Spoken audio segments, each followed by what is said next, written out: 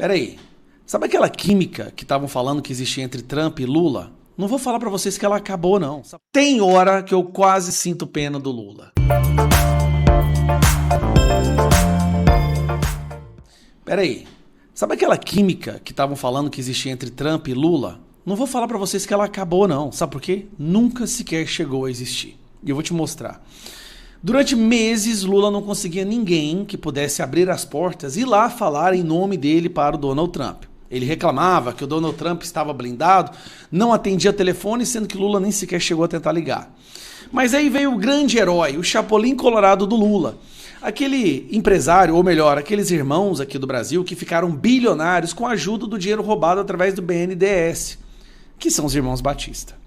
Os irmãos Batistas pegaram o império deles aqui no Brasil e levaram para os Estados Unidos. E hoje, nos Estados Unidos, eles são os donos da maior indústria de proteína americana. 70 mil funcionários. Escuta o que eu estou te falando. Os irmãos Batista, JBS, nos Estados Unidos, tem 70 mil funcionários. Eles criaram uma espécie de monopólio da carne nos Estados Unidos. É o Brasil exportando crime. E aí, eles decidiram que iriam lá conversar com o Trump, porque afinal de contas eles são tão gigantes, eles são tão importantes, tão bilionários, que com certeza Donald Trump falaria com eles. E eles conseguiram falar com Donald Trump e gerou várias notícias. Química entre Trump e Lula aconteceu após a atuação da JIF junto ao governo americano. Representantes da empresa conseguiram furar o bloqueio e expor ao governo americano os impactos do tarifaço para o consumidor nos Estados Unidos. Olha que interessante. Os Batistas, gente. Os Joés, esse cara aqui, ó. Foi lá, ó. Joesley Batista para presidente. A minha impressão é que a conversa de Joesley com Donald Trump foi o lance que mais contou para o aceno do presidente americano ao Lula. A imprensa dá créditos diversas. Pera aí. Pessoas que acenam Donald Trump a Lula, que abriu caminho para uma conversa entre ambos sobre as sanções americanas ao Brasil. Do lado da iniciativa privada tem Joesley Batista principalmente. Este cidadão aqui, né? Os irmãos Batista, aí tem o Júnior da Friboi que também, que foi lá, que é o irmão desse aqui, né? Foi lá e eles conseguiram abrir as portas e foi uma coisa maravilhosa. Mas aí sai uma notícia agora que choca todo mundo. Aparentemente, esses dois aqui foram lá defender um ladrão e acabaram levando a pior. Trump acusa JBS e outros frigoríficos de formação de cartel e pede investigação. Trump acusa frigoríficos de manipular os preços da carne e prejudicar consumidores. Empresa brasileira é mencionada em comunicado. Aí o Trump publicou isso aqui, ó, cadê? Vamos ver se a gente tem o texto original. Tá aqui, ó. Ao examinar se a empresa violar as leis antitrust por meio de preços coordenados ou restrições de capacidade, essa investigação irá erradicar qualquer conluio ilegal e restaurar a concorrência justa e proteger nossa segurança alimentar. Bom, não tem o texto inteiro dele, mas a verdade é, Donald Trump foi lá, meu amigo, e basicamente arrebentou, aqui, ó, jogou a empresa do bilionário que foi lá sair em defesa dele. Tá aqui, ó. Não consigo, tá aqui. Esse aqui é a nota oficial que o Donald Trump publicou, falando que vai colocar uma investigação contra a empresa do Joel Batista. Os 4 frigoríficos JBS, Cargill, Thai Food Foods e National Beef dominam 85% do mercado de processamento de carne bovina nos Estados Unidos, contra 36% em 1980. 2 dessas empresas, incluindo o maior frigorífico do mundo, é a JBS, são de propriedade estrangeira e têm propriedade de controle estrangeiro significativos. E manda abrir uma investigação em cima desse cidadão aqui e desse cidadão aqui. É assim, é uma coisa de louco. O pessoal chegou lá achando que ia salvar o ladrão, entraram, agora estão sendo considerados como criminosos pelo governo brasileiro. Isso é uma mensagem do Donald Trump de que não tem química. O interlocutor do Lula acaba de ser aberta uma investigação contra ele pelo próprio Trump. Isso foi do Trump que pediu. Não foi nem o Marco Rubio, que o Lula fala que é radical, não foi nem o Bassett, não, foi o próprio Trump que pediu uma investigação contra esse cidadão e esse daqui. Por quê? E aí que vem a cereja do bolo. Eles estão criando um cartel lá, ou seja, eles estão cometendo crime em território americano. A maior indústria, né, a maior empresa de proteína do mundo passou a ser, que é do Brasil, passa a ser investigado porque foi inventar de lá defender um ladrão sem vergonha que é o Lula. Que química é essa? Qual é a mensagem que o Trump está passando? Certamente nunca sequer houve a química, ela nunca chegou a existir.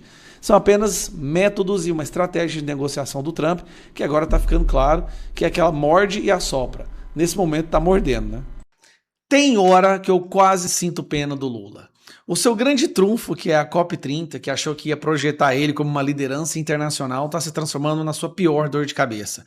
Tem água sendo cortada, van de delegações sendo destruídas, jornalistas sendo assaltados, uma coxinha custa R$50, uma lata d'água custa R$25, não tem acomodação para todo mundo, fica Lula num navio, Janja faz uma festa que ninguém aparece, 2 cruzeiros gastando 200 mil litros de diesel por dia, as delegações não comparecem, está sendo o maior fracasso de COP da história. E aí, meu amigo, quando você acha que não tem como piorar? Como você acha que chegou no fundo do poço? Sai essa notícia aqui. Imagine a imagem que o Brasil vai passar para o resto do mundo, porque eu quero que você entenda. Em Belém agora, há delegações de vários países do mundo. São poucos líderes mundiais, poucos chefes de Estado, porque ninguém gosta do Lula, mas há delegações de vários países do mundo, a imprensa de vários países. Olha a mensagem que o Brasil está passando nessa COP30. De volta a Belém para falar do relatório enviado pelo Ministério da Justiça, às forças de segurança do Pará e também a forças federais trabalhando na COP sobre uma ameaça feita na semana passada a funcionários de uma subestação de energia que abastece Belém. A Jalília Messias tem detalhes para a gente ao vivo. Boa noite, Jalília.